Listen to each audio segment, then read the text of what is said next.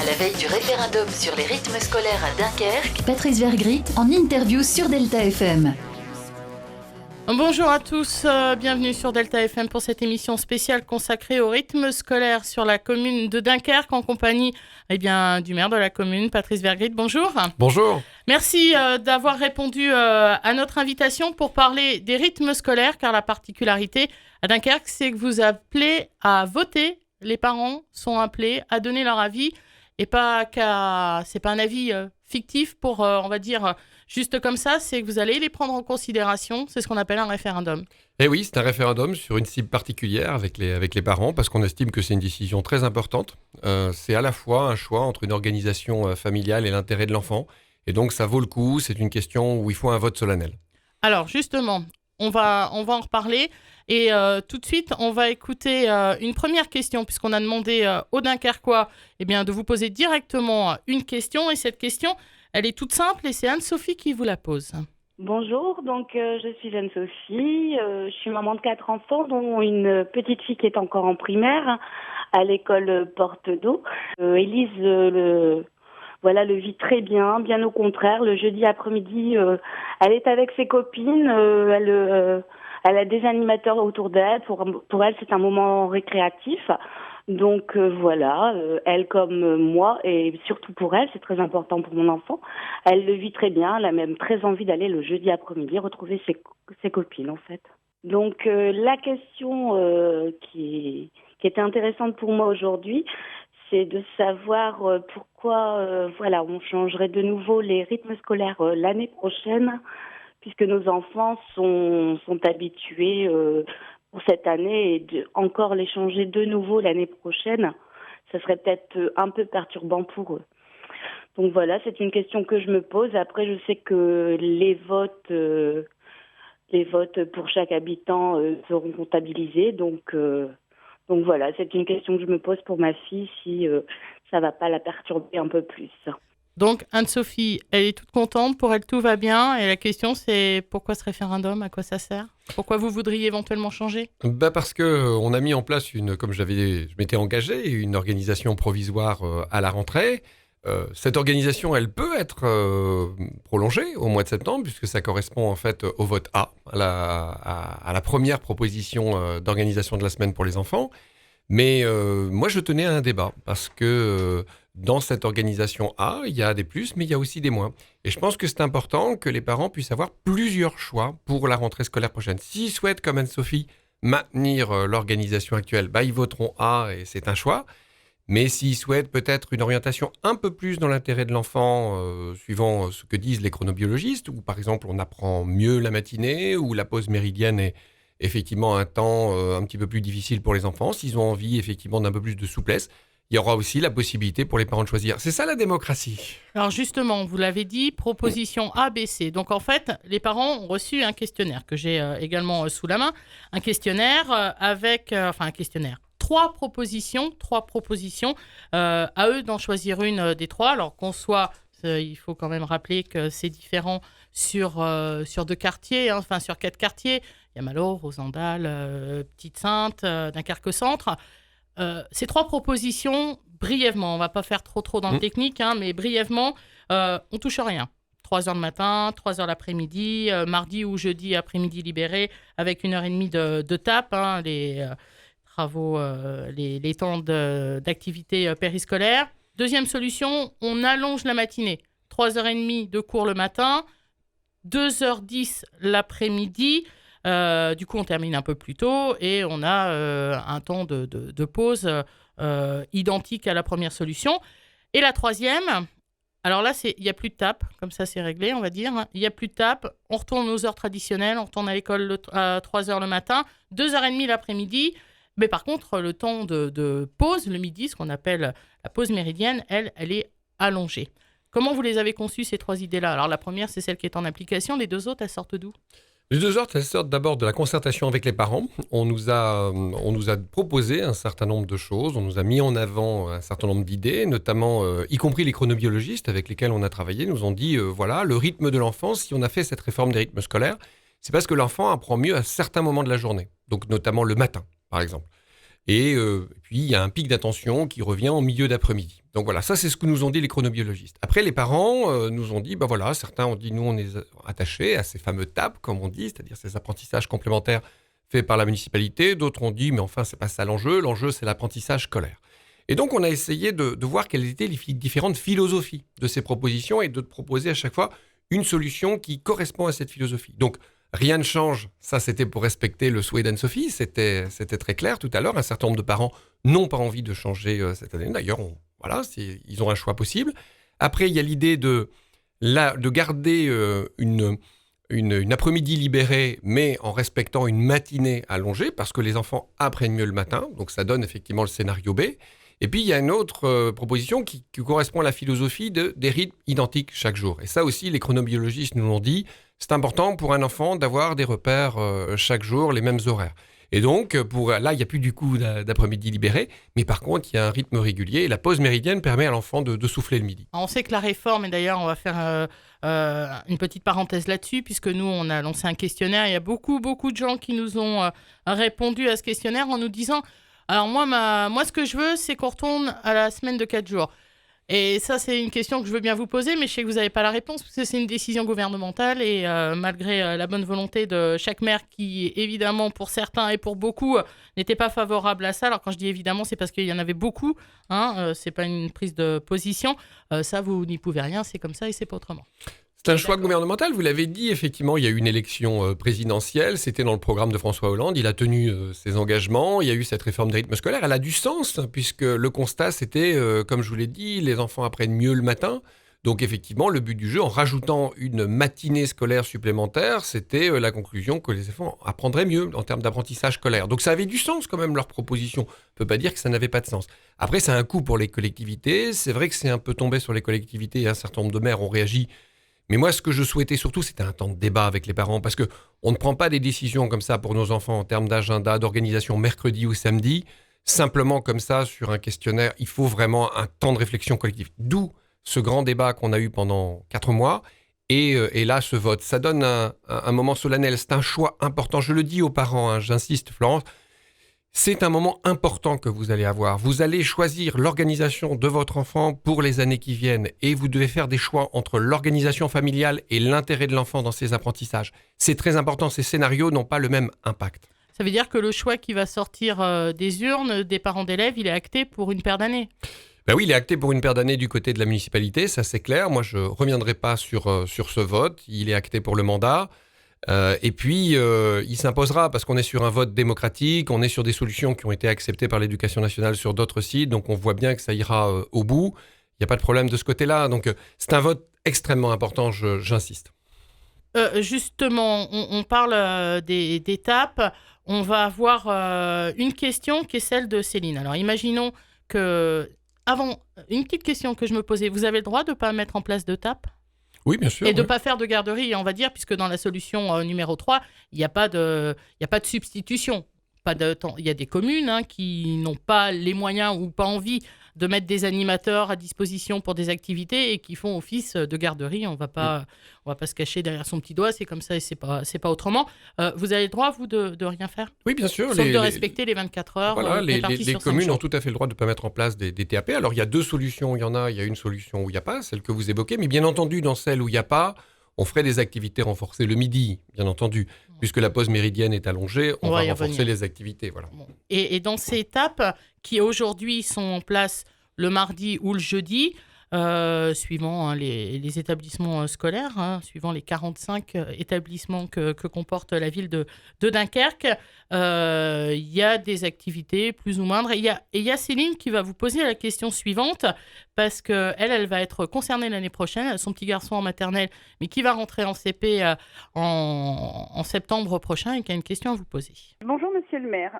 Alors je suis maman d'un petit garçon de 5 ans et de jumeaux de 13 mois. Aujourd'hui nous avons pris plus ou moins le rythme. Donc changer, je pense que ça serait pas la meilleure des solutions. Mais par contre, savoir si vous allez améliorer le mardi après-midi pour les TAPS, parce qu'apparemment c'est que de la garderie et ça serait bien peut-être de de faire autre chose que de la garderie le mardi après-midi, si nos enfants y vont. Je sais pas, par exemple, un petit peu de sport, puisque le sport est quand même important, je trouve. Différents petits sports adaptés à leur âge, par exemple.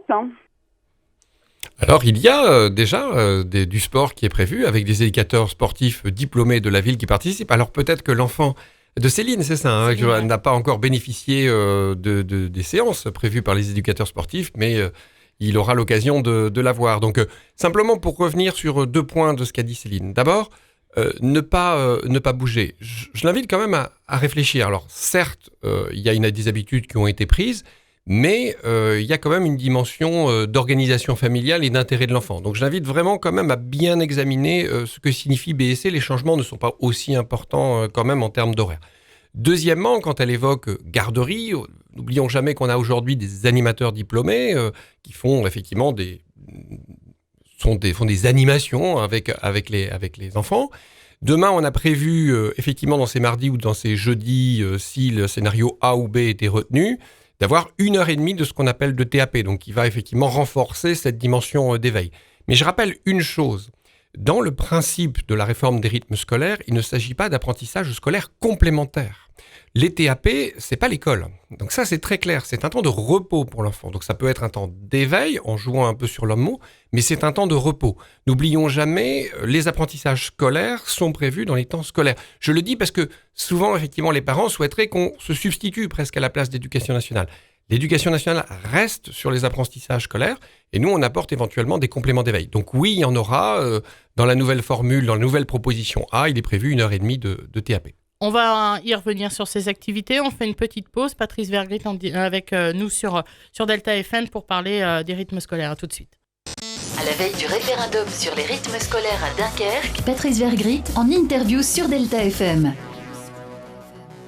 On se retrouve en effet en direct sur Delta FM avec le maire de Dunkerque, Patrice Vergrit, qui nous a consacré quelques temps de son planning chargé pour parler des rythmes scolaires dans sa commune, puisqu'il appelle les parents à voter ce vendredi, donc demain, pour donner leur point de vue, leur opinion, leur avis qui sera pris en considération. Et le résultat sera acté pour la vie et le quotidien des enfants et le quotidien des familles. Ça va de soi, ça va avec.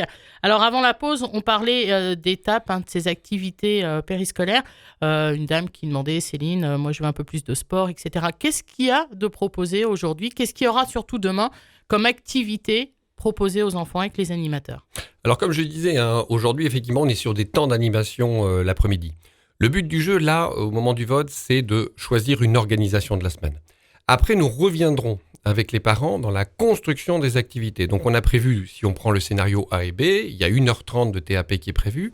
Sur les contenus, j'ai insisté sur la dimension un peu d'éveil, on reviendra vers les parents dans les ateliers de fabrique d'initiatives locales et on construira avec eux, bien entendu, ces temps-là, ces temps particuliers. Il n'y a rien de décidé là. Non, il n'y a rien de décidé parce que... Sauf éventuellement ce qui existe déjà et qui peut évidemment se pérenniser l'année suivante. Bien sûr. Alors aujourd'hui, je répète, on est sur des temps d'animation. Effectivement, c'était l'engagement. On est sur une organisation provisoire. Demain, effectivement, dans cette heure et demie qu'on va consacrer dans les TAP, on pourra en discuter. Et là, on va discuter des contenus avec les parents. Le but du jeu, parce qu'on ne va pas travailler à fond 6 organisations, vous vous rendez compte, selon le mercredi et le samedi, 3 propositions, ça fait 6 organisations possibles. Là, il y a un choix qui est déterminé à partir de l'organisation de la semaine. Et une fois que ce choix est établi, après, la direction de l'éducation, les élus reviendront devant les parents dans les ateliers de fabrique d'initiatives locales et on va construire ensemble des propositions. Sur un certain nombre de propositions, on me pose aussi la question, est-ce qu'on va pouvoir avoir l'accueil non pas à 14h mais à 2h moins 10 ? Tout ça, c'est à affiner après derrière. Donc je suis ouvert à un certain nombre d'évolutions, d'adaptations, mais ça, on doit construire après. Si l'après-midi libéré, mardi ou jeudi, est maintenu par le choix des parents, c'est un créneau de 3 heures, 1h30 d'activité, l'heure et demie suivante, elle sert à quoi ? Alors, c'est pas forcément 1h30 au début. C'est-à-dire, on peut très bien avoir un temps d'animation, d'accueil des enfants. Il peut y avoir 1h30 au milieu, en fait, arrêté, et après 1 heure à nouveau de temps d'animation. Et donc, voilà comment ça pourrait s'organiser. Mais là, c'est à discuter demain. On sait qu'il y a 1h30 de TAP au milieu de ces 3 heures. Voilà, c'est à discuter. Mais ce que je voudrais pas, c'est qu'on discute tout de suite de ces contenus-là, alors qu'on n'a même pas encore identifié l'organisation de la semaine. D'autant que si la réponse, la troisième, avec l'absence de TAP, définitivement, la solution. Voilà. Mais on écoutera. Problème est réglé. Je veux rassurer les parents là-dessus. Ils pourront, s'ils sont impliqués dans les ateliers de fabrique d'initiatives locales pour construire les TAP et les contenus, ils pourront participer à cette définition des activités proposées. Là-dessus, je m'y engage. La première question dans le référendum que vous avez initié avec votre équipe, et on rappelle que les parents doivent voter demain vendredi, et je redonnerai quelques formalités pratiques et d'usage. On a le choix entre le mercredi et le samedi. Vous demandez aux parents de dire, voilà, il faut 5 matinées à l'école, on choisit où on va le mercredi matin à l'école, où on y va le samedi. Vous leur donnez le choix et j'ai 2 questions qui vont vous être posées. Le premier intervenant, c'est Gauthier, que nous allons écouter tout de suite, qui lui a vraiment une question très très pratique. Bonjour à tous, bonjour monsieur le maire. Je me permets de vous poser une question. J'ai participé au débat public au sein de la ville de Dunkerque. Il ressort que le rythme régulier de l'enfant soit privilégié, donc la proposition C. Cependant, le samedi, j'ai remarqué qu'il n'y avait pas de périscolaire qui était proposé travaillant le samedi, et j'aurais trouvé que ça aurait été une solution intéressante. Donc ma question, c'est de savoir, est-ce que la ville de Dunkerque va-t-elle mettre en place du périscolaire gratuit de 7h30 à 8h30 si le choix du samedi est mis en place au sein de la ville de Dunkerque. Merci Gauthier. Avant de répondre, Patrice Vergrit, on va écouter Dany qui a plus ou moins la même question, mais elle était vraiment récurrente cette question. Bonjour, en fait, nous sommes 2 parents qui travaillons tous les 2 activement la semaine, moi à la journée, mon mari en poste, et on se demandait comment aller s'organiser l'année prochaine, d'autant que si les parents choisissent le samedi matin, apparemment il n'y aurait pas de périscolaire d'organiser pour les enfants, ce qui pose donc des problèmes pour les conduire à l'école et les récupérer. Donc on aimerait savoir d'avance comment s'organiser, sachant que c'est difficile avec 3 enfants. Merci. Alors ? La réponse est oui, et ça fait partie de ces ajustements. Oui, il y aura du périscolaire ? Oui, c'est tout à fait possible. Voilà, c'est-à-dire que si effectivement on sent une demande des parents, ça semble tout à fait possible. Je vous explique comment ça va marcher. Donc, quand je parlais tout à l'heure de travailler ensemble sur les TAP, d'ailleurs j'ai oublié les enseignants. Les enseignants aussi participeront à la définition des activités dans ces TAP. On va pouvoir discuter de l'application du calendrier, et ces questions-là, celles de Dany par exemple, un périscolaire le samedi matin, vont apparaître. Nous, on a après un budget. Bon, parmi les solutions A, B, C, il y en a une qui coûte très cher. C'est la proposition A, parce qu'il y a effectivement 3 heures d'après-midi libérées. Il y en a une qui coûte la moins chère, c'est quasiment la moitié. Quasiment la moitié du coût, la proposition C. Donc ça donne effectivement plus de marge de manœuvre pour répondre aux attentes des parents. C'est vrai que si on est dans la proposition A, je vais avoir beaucoup plus de mal à dire oui. Parce qu'effectivement, ce qui est budgété, il faut aller le chercher. Si je suis dans la proposition C, j'aurai un petit peu plus de marge de manœuvre financière. Et donc, effectivement, tout simplement, le samedi matin, ça a un coût pour la collectivité. Mais dans le cadre de la proposition C, effectivement, ce sera plus facile de dire oui. Mais alors, attention, ce qu'on mettra sur le samedi matin, c'est quelque chose qu'on ne pourra pas mettre ailleurs. Mais voilà, mais ce sont des choix opérés collectivement. Ça veut dire qu'il y avait une question dans notre questionnaire d'Alexandre, que je n'ai pas réussi à joindre au téléphone, mais je me fais le porte-parole de sa question, qui disait, en gros, vous avez affiché les coûts. Oui. Plus ou moins, puisque vous dites le mercredi, ça coûte 156 000 € de plus que le samedi. On peut voir ça comme une transparence, mais lui disait, c'est peut-être aussi une façon de nous orienter vers cette réponse-là, qui semblerait la plus simple. Non, il faut être honnête. Je pense qu'il faut être honnête avec tout le monde. D'ailleurs, je n'ai pas donné les coûts des différentes propositions. Je vais le faire là. Effectivement, donc il faut être transparent et honnête, parce que ça existe aussi, le coût pour une ville. C'est le contribuable. Vous savez, moi, je ne fais que gérer l'argent du contribuable. Donc, il faut être totalement transparent par rapport à ça. Et on peut le gérer au mieux quand il y a une transparence. Donc effectivement, le mercredi coûte à la ville 156 000 € de plus. Voilà, bon, je n'ai pas dit qu'il fallait voter mercredi ou samedi, je donne une transparence. Et sur la deuxième question, la proposition A, elle coûte 642 000 € à la ville. La proposition B coûte 440 000 €, donc 200 000 € de moins. Et la proposition C, on est à 317 000 €, c'est-à-dire la moitié du A. Alors pourquoi c'est important de savoir ça ? Parce que ça veut dire que demain, quand on va essayer d'aménager les choses, évidemment, j'ai plus de marge de manœuvre, ce que je vous disais tout à l'heure, avec une proposition C et le samedi, qu'avec une proposition mercredi, proposition A, où là, il n'y aura plus aucune marge de manœuvre, parce que là, on est déjà sur un budget qui est très, très difficile et très élevé.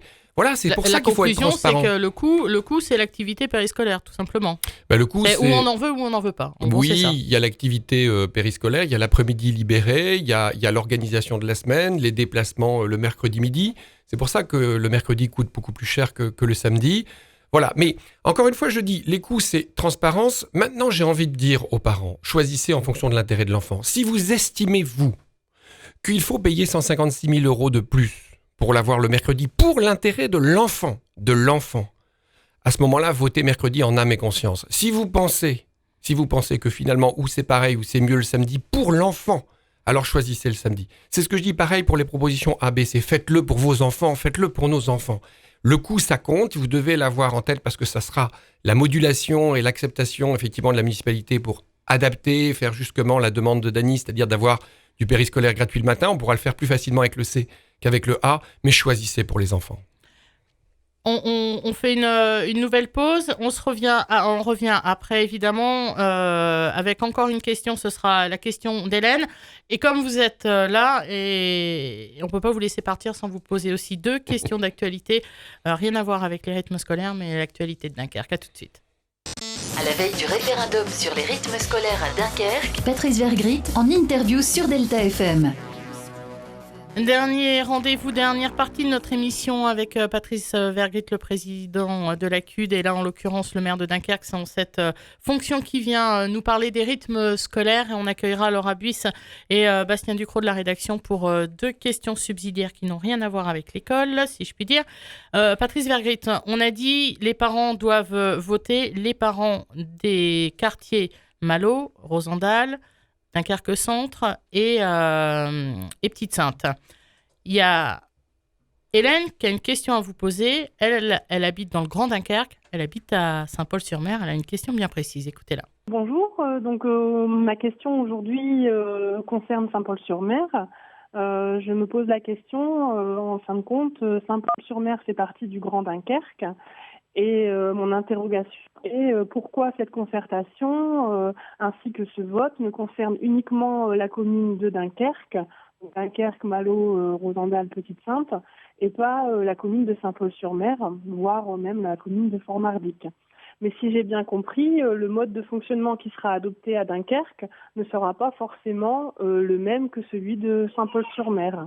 Et Monsieur Vergrit étant le maire du Grand Dunkerque, je me demande pourquoi est-ce qu'il y aura un système à 2 vitesses, un sur Dunkerque et un sur Saint-Paul-sur-Mer, en fait. Je trouve pas ça très logique. Alors, logique, pas logique? Alors moi, ce sont des communes associées, Fort-Mardic et Saint-Paul, comme Mardic d'ailleurs, mais qui n'a pas d'école. Donc là, du coup, ça se pose pas. Mais donc, ce sont des communes associées. Donc, j'ai évoqué le sujet avec Roméo Ragazzo et Christian Hutin. Ils ont souhaité mener une démarche un petit peu différente, ils sont passés par le vote. Bon, Fort-Mardic, par exemple, il m'a dit, voilà, moi j'ai peu d'écoles, donc il y a un rapport qui est un peu différent. Sur Saint-Paul également, il y a eu un souhait de faire différemment. Moi, j'ai pas à juger, j'ai envie de dire, voilà, c'est une commune associée. Ils gardent leur indépendance, c'est ça que ça veut dire. Ils gardent effectivement un peu leur autonomie. Sur cette question de l'éducation, ils gardent leur indépendance, c'est normal. Alors, sans doute qu'au fond, j'aurais adoré avoir un vote sur l'ensemble de la commune, mais je vous dis, chacun doit garder... Il n'y a pas un caractère obligatoire. Il n'y a pas de caractère obligatoire. Et puis, ils ont souhaité faire leur démarche un peu différemment. Par exemple, d'aller dans chaque école plutôt que de faire par quartier. Donc, après, de faire une autre manière. Par contre, pour mi-février, il faut que l'ensemble de la commune de Dunkerque, du Grand Dunkerque, ait fait ses propositions à l'éducation nationale. Donc, moi, au niveau des quartiers de Dunkerque, ce sera ce qu'ont voté les parents. Je me tournerai vers Roméo Ragazzo et vers Christian Hutin en leur disant, voilà, maintenant, moi, je dois écrire à l'éducation nationale et vous devez me dire quel est votre choix. Ça veut dire que demain soir, vendredi, à 21h, grosso modo, on a le résultat complet. Les parents doivent aller voter au sein de leur établissement scolaire des enfants. Petite modalité pour ceux qui auraient oublié. Donc, pour les écoles de Dunkerque Centre et Malo-les-Bains, entre 17h et 18h30. Et pour les écoles de Petite-Sainte et Rosendal, entre 16h30 et 18h30, ils doivent aller rendre leur questionnaire, s'ils le veulent bien, et leur bulletin de vote. Voter, voilà. Répondre à votre questionnaire, cocher les bonnes cases et aller voter.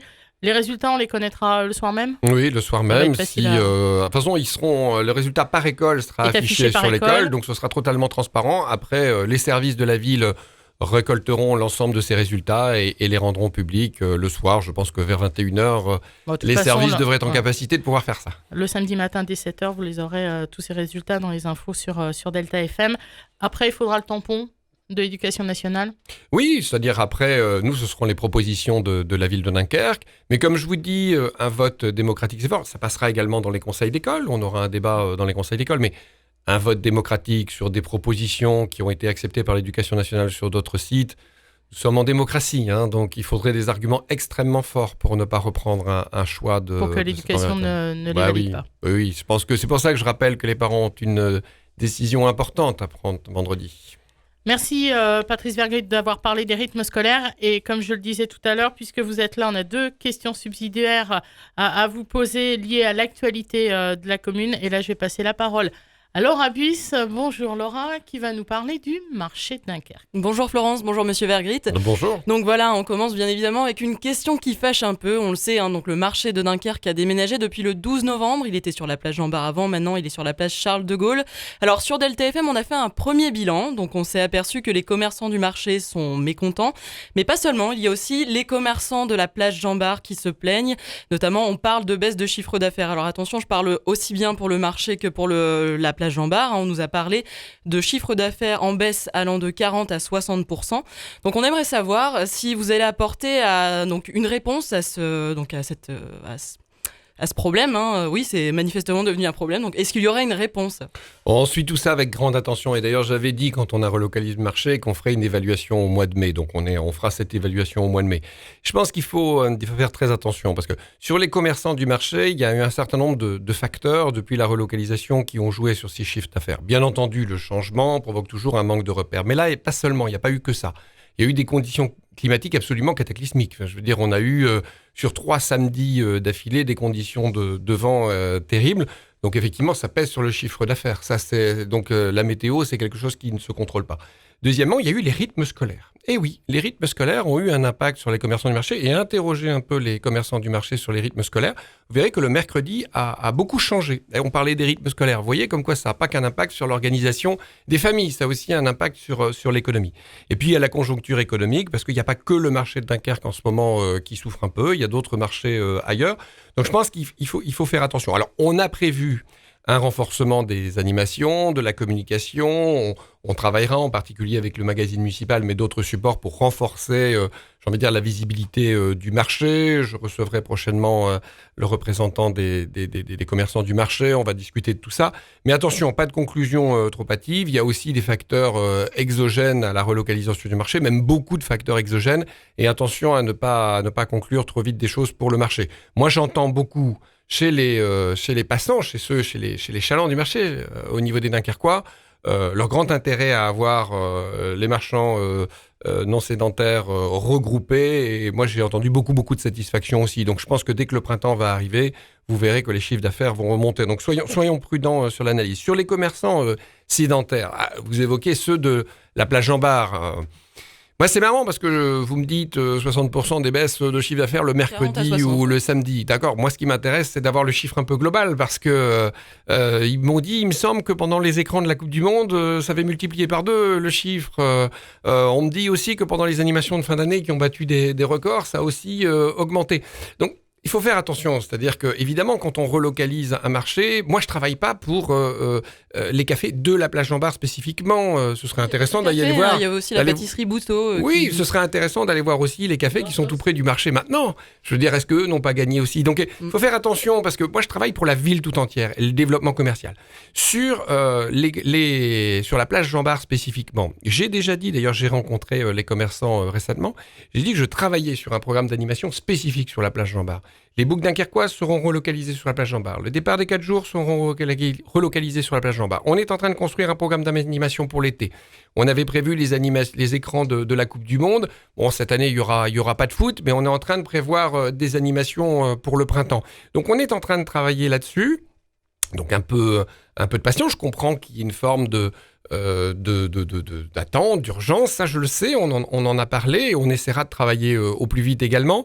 Et puis attention aux conclusions hâtives, là aussi, quand on baisse de 60% que le mercredi et qu'on a une augmentation pendant une semaine liée à telle ou telle animation, il faut être honnête et dire les deux. Et puis il y en a qui perdent, il y en a qui gagnent, il faut dire les deux. Donc il y a des questions d'équilibre. Pour autant, je vais résumer en disant ça. Ce qui m'intéresse aujourd'hui, c'est... Moi, je veux bien que des commerçants disent là. Bon, d'abord, j'attends le bilan global. Et puis, deuxièmement, ce qui m'intéresse, c'est des commerçants qui participent à un projet de développement pour Dunkerque. Je l'ai dit dans le cadre du projet Phoenix, je souhaite le développement du cœur commercial de Dunkerque. On va y travailler. On va travailler en termes d'animation. On va travailler avec des nouveaux projets de densification commerciale au cœur. On est en train de travailler sur le plan de ravalement obligatoire des façades. À chaque fois aussi, ça coûte de l'argent à la collectivité, ça va valoriser, y compris aussi la place Jean-Bart. On est en train de mettre en place une politique de développement commercial. On est en train de travailler. On a mis les 20 minutes gratuites. Alors certains m'ont dit « c'est pas assez » ou d'autres « c'est parfait ». Voilà. On va dans le sens d'une logique de développement commercial. C'est pas sur un point, sur une journée. Il faut aussi travailler dans la continuité avec un vrai projet. Et moi, je suis confiant pour l'avenir. Et rendez-vous au mois de mai pour le marché. Certains le demandent. Très clairement, est-ce que c'est possible, est-ce que c'est envisageable, un nouveau déménagement du marché, oui ou non ? Non, en tout cas, pas avant une évaluation très complète. Aujourd'hui, il est très bien le marché. La ville de Dunkerque, elle est faite pour un marché de place. Vous voulez que je vous rappelle ce qui se passait quand le marché était dans les marchés de rue ? Les conflits qu'il y avait entre les commerçants sédentaires et non sédentaires sur l'heure de fin du marché ? Vous voulez que je vous rappelle ces difficultés-là ? Et combien il y en a eu ? Essayez de ressortir les reportages que vous aviez à l'époque. Oui. C'était impossible. Là, on a réglé tous ces problèmes aujourd'hui. Ça permettra d'ailleurs aux commerçants du marché d'avoir un horaire qui sera largement plus adapté à leurs pratiques. On va travailler tout ça. Peut-être faut-il faire davantage connaître le marché de Dunkerque aujourd'hui parce que quelques clients ont perdu leur repère, parce qu'il y a eu aussi peut-être effectivement des conditions météorologiques qui les ont pas favorisées, il faut être honnête. Et donc, on va peut-être essayer de compenser, mettre un petit peu plus d'animation et de communication. Ça, on le fera, on les accompagnera, on essaiera de trouver les aménagements qu'il faut, comme je l'ai déjà fait par le passé avec eux. Mais non, je ne souhaite absolument pas... Vous savez, moi, j'ai une règle de base. Il y a un cap. Il y a un cap qui est fixé, le développement commercial. Pour réussir le développement commercial de Dunkerque, le marché doit être place de Gaulle. Ça, j'en suis intimement convaincu. On avancera vers ce cap. Merci, monsieur Verguet. Merci Laura pour cette question. Et la dernière, eh bien, elle est pour Bastien Ducrot qui va prendre la place de Laura, qui va mettre son casque. Bonjour Bastien. Bonjour Florence, bonjour Patrice Vergrit. Moi, c'est une question d'actualité au sujet de l'insécurité, puisqu'on a eu beaucoup de questions sur les rythmes scolaires. Mais également, les questions qui revenaient, c'était l'insécurité. On a encore eu 2 faits récemment avec la fusillade ce week-end à Malo et une agression au couteau avant-hier. Qu'est-ce que vous avez à répondre aux Dunkerquois qui disent que l'insécurité est en augmentation ? Est-ce que vous êtes sur la même longueur d'onde et est-ce que vous avez des propositions par rapport à ça ? On sait qu'il y a un dispositif de vidéosurveillance qui va arriver notamment. Alors la sécurité, c'est quelque chose qui me tient à cœur parce que, en tout cas, j'ai le sentiment aujourd'hui que les Dunkerquois ont envie d'être davantage protégés. Alors après, je ne tire jamais de conclusion sur 2 événements, sur une montée de l'insécurité. Là, c'est faire un amalgame et je ne rentre pas dans ce genre de pratiques politiques. En plus, ce qui s'est passé sont des événements très ciblés, très particuliers. On ne connaît pas, quand je dis vous, c'est moi aussi, on ne connaît pas le contexte. Donc, il faut toujours ne pas tirer d'amalgame trop rapidement, surtout sur des sujets aussi sensibles. Par contre, la question de la sécurité des Dunkerquois, oui, m'intéresse. Je l'ai dit très clairement. Je souhaite là-dessus déjà engager 2 dispositifs, 2 évolutions. La première, c'est le doublement des effectifs de la police municipale. C'est parti, dès 2015, malgré le contexte budgétaire difficile, nous allons augmenter le nombre de policiers municipaux à Dunkerque. Et ça permettra un accompagnement humain sur la voie publique. Ce sont des moyens humains complémentaires. Donc ça, c'est le premier point. Vous vous rendez compte, doublement des effectifs de la police municipale dans le mandat, c'est considérable en termes d'augmentation et ça commence dès 2015. Est-ce qu'ils sont équipés de gilets pare-balles et d'armes à feu ou est-ce que... Alors j'y viendrai. Je m'attendais à votre question, donc j'y viendrai. Mais je voudrais préciser, effectivement, parce que vous l'avez dit également, ce dispositif humain sera complété par des caméras de vidéoprotection qui devraient arriver dans le centre de Dunkerque, à mon avis, vers la fin du premier semestre 2015, c'est là qu'on devrait voir effectivement les caméras. Dans un premier temps, ce seront des caméras qui auront pour vocation de dissuader et de permettre les élucidations plus rapides. J'en ai discuté avec le président du tribunal, également avec le procureur, très clairement, et aussi avec le commissaire Trébolius. Très clairement, ils m'ont dit que ça facilitait considérablement les problèmes, les résolutions d'enquête. Donc, Donc voilà, ça permettra d'avoir ça. S'il y a besoin d'aller plus loin, nous irons plus loin. La sécurité d'un Dunkerquois est une priorité pour moi. Vous le savez. Alors la question de la police municipale que vous posiez directement, moi j'ai envie de dire aujourd'hui, je ne vois pas pourquoi on serait dans cette logique d'armement des policiers municipaux. On n'en est pas là. L'enjeu en tout cas n'est pas celui-là aujourd'hui. Mais par contre, j'ai pas de tabou. C'est-à-dire, si à un moment donné, ça devait être une nécessité, je n'hésiterai pas. Mais pour autant, aujourd'hui, nous n'en sommes pas là sur le territoire dunkerquois. L'objectif de la police municipale, c'est d'abord la prévention, c'est l'îlotage, voilà. Donc, on en est là. On en est là aujourd'hui. Nous verrons si, dans plusieurs années, il y a besoin de faire évoluer les choses ou plusieurs mois. Là-dessus, la réflexion n'est pas aboutie. J'en discuterai d'ailleurs directement avec les services. Est-ce que même se sentent parfois en insécurité ou pas ? Ce sera des questions qu'il faudra que je vois avec eux. Il me semble que sur Dunkerque, nous n'en sommes pas là aujourd'hui. Merci. Merci beaucoup, Bastien. Merci, Patrice Vergrit, d'être venu jusque dans nos studios pour répondre à toutes ces questions. Merci à vous. Et puis moi, la rédaction de Delta FM vous donne rendez-vous dans un mois pour une nouvelle émission qui sera liée en temps et en heure à l'actualité du moment. Merci à vous. À la veille du référendum sur les rythmes scolaires à Dunkerque, Patrice Vergrit en interview sur Delta FM.